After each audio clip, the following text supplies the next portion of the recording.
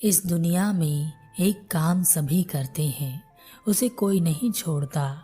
और वह क्या है? वह है मांगना। हम सब भिखारी हैं और सभी भीख मांगते हैं। जिनके पास कुछ नहीं है वह तो भीख मांगते ही हैं, पर जिनके पास सब कुछ है वह भी भीख मांगते हैं। लेकिन यह जो मांगने की शक्ति है यह बड़ी अद्भुत है, पर इसे हम पहचानते नहीं हैं। बिना इसे जाने बस मांगते रहते हैं। और मांगना बड़ा सोच समझकर चाहिए, क्योंकि जो मांगा वह तुम्हें मिल ही जाएगा। आज नहीं तो कल वह मिलना तय है। लेकिन हम मांगते कुछ है और हमें मिलता कुछ और है। कहीं तो कुछ गड़बड़ हो जाती है मांगने में। हम अपने लिए कभी कुछ सही चीज मांगते ही नहीं हैं। हमेशा कुछ गलत ही चुनते हैं और गलत ही मांगते हैं। एक व्यक्ति बहुत गरीब था। उसके पास कुछ धन था और उस धन से उसने व्यापार आरंभ किया। व्यापार आरंभ करने से पहले वह मंदिर में गया और उसने भगवान से मांगा, हे भगवान, मैं अपने थोड़े से धन से व्यापार आरंभ कर रहा हूँ। मेरा व्यापार सफल करना, ज़्यादा नहीं थोड़ा ही, इतना कि मैं अपने परिवार की सुख सुविधाओं का ध्यान रख सकूं। इसके बाद उस व्यक्ति ने उस धन से व्यापार शुरू किया। व्यापार शुरू होते ही उसे लाभ मिलने लगा। उसे लाभ मिला तो उस लाभ के एक हिस्से से उसने मंदिर में कुछ चढ़ावा दिया। इसके बाद उसका व्यापार चलता चला गया। वह एक बड़ा व्यापारी बन गया। पिछले 4 वर्षों में हर रोज वह मंदिर जाता और रोज मांगता। पर एक दिन ऐसा आया जब उसे व्यापार में घाटा हुआ। फिर धीरे धीरे से व्यापार में घाटा होने लगा। उसे समझ नहीं आ रहा था कि उसके साथ क्या हो रहा है। वह सब कुछ ठीक कर रहा है, फिर भी सब गलत हो रहा है। उसे लगा कि भगवान उससे रुष्ट हो गए हैं, नाराज हो गए हैं। अवश्य ही उससे कोई बड़ी गलती हो गई है। इस गलती का पता लगाने के लिए उसने ज्ञानी लोगों से संपर्क किया। सबने अपने अपने उपाय बताए और उसने वह सारे उपाय कर डाले, पर कोई फर्क नहीं पड़ रहा था। इसके बाद एक दिन उसे व्यापार में एक बहुत बड़ा घाटा हुआ, इतना कि वह लगभग सड़क पर आने से बच गया था। उसके पास कुछ धन बचा, घर बचा और कुछ जमीन बची, बाकी सब नीलाम हो गया। हताश होकर वह मंदिर पहुंचा और वहां के भगवान के सामने चिल्लाया। उसने कहा, आखिर मेरी भक्ति में कौन सी कमी रह गई थी? मुझसे कौन सी गलती हो गई थी जो तुमने मुझे इतनी बड़ी सजा दी? पहले जब मैं तुमसे मांगता था तो मेरी मांगी हुई चीज मुझे जरूर मिलती थी, पर अब जब मैंने तुमसे मांगना शुरू किया तो मैं जो मांगता हूँ उसका उल्टा हो जाता है। वह वहाँ के भगवान पर चिल्ला रहा था, धमकी दे रहा था कि आज के बाद मैं तुम्हारे मंदिर पर कभी नहीं आऊँगा, न कोई चढ़ावा चढ़ाऊँगा। एक गुरु वहाँ से गुजर रहे थे।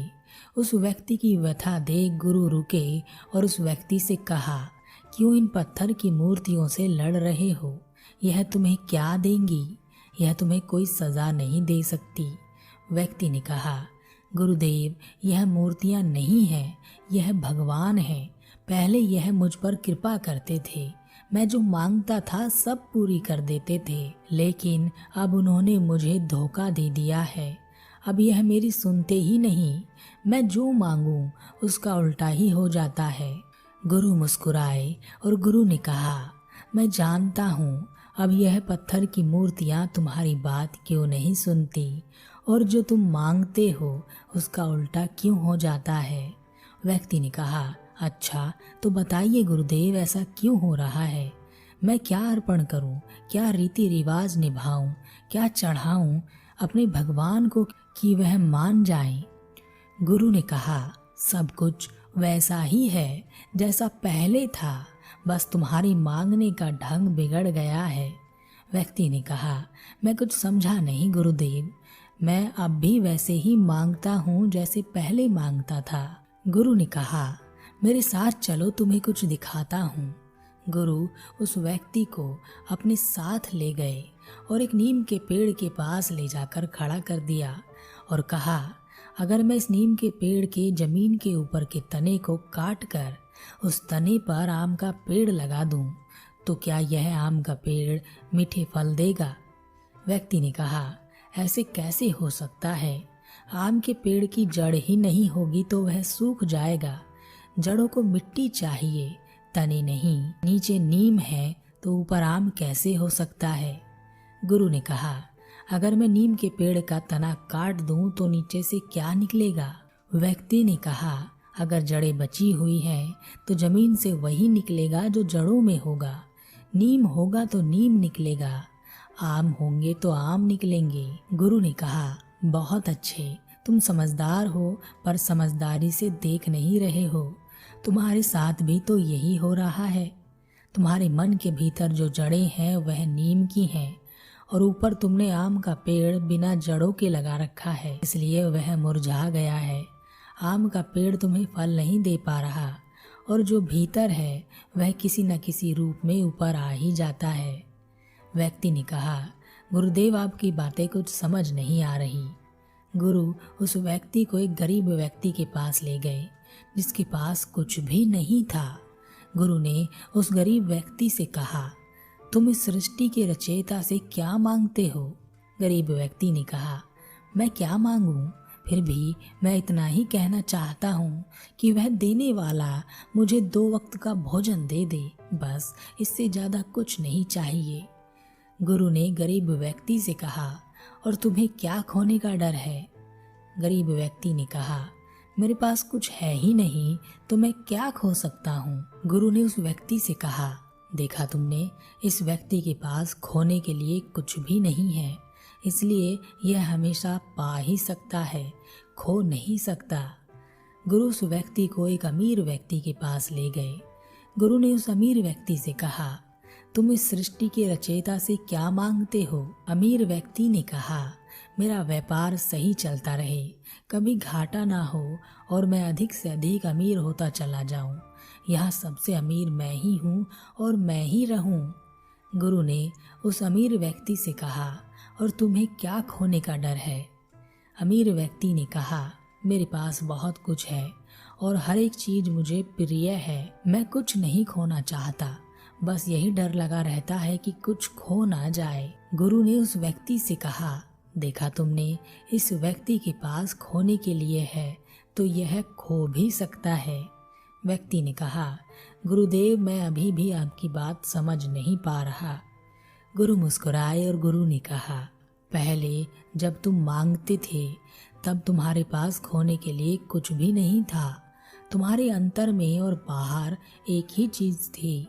अंतर में नीम का पेड़ था तो बाहर भी नीम का ही पेड़ था। अंतर में आम का पेड़ था तो बाहर भी आम का ही पेड़ था। तो अंतर से पोषण लेकर तुम्हारी आवाज बाहर फल बनकर निकलती। पर जैसे जैसे तुम्हारे पास चीजें आने लगी, तुम्हारे अंदर एक डर उत्पन्न हो गया कि यह खो ना जाए। तब यह वैसी ही स्थिति हो गई कि अंतर में तो नीम की पेड़ की जड़ें हैं और मुख पर आम के पेड़ के शब्द निकल रहे हैं। ऐसा पेड़ कैसे फल दे सकेगा? फल तो वही मिलेगा जो अंतर में होगा। जरा बताओ, जब तुम मांगते हो तो तुम्हारे अंतर में कौन सा डर होता है? क्या तुम्हारी जबान पर भी वही होता है, या तुम्हारे अंतर में खोने का डर होता है, लुट जाने का डर होता है, छिन जाने का डर होता है, और जबान पर सब मिल जाए, सब अच्छा हो, यह चलता रहता है? वह व्यक्ति गुरु के चरणों में गिर गया और कहा, गुरुदेव, आप सत्य कहते हैं।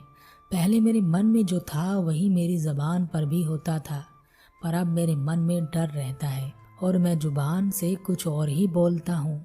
शायद यही वजह है क्योंकि दुनिया बनाने वाला अंतर में फैली जड़ों को सुन लेता है, पर ऊपर क्या है वह नहीं जान पाता, और ऊपर तो वह झूठ ही झूठ रहता है। सत्य तो हमेशा जड़ों में ही समाया होता है।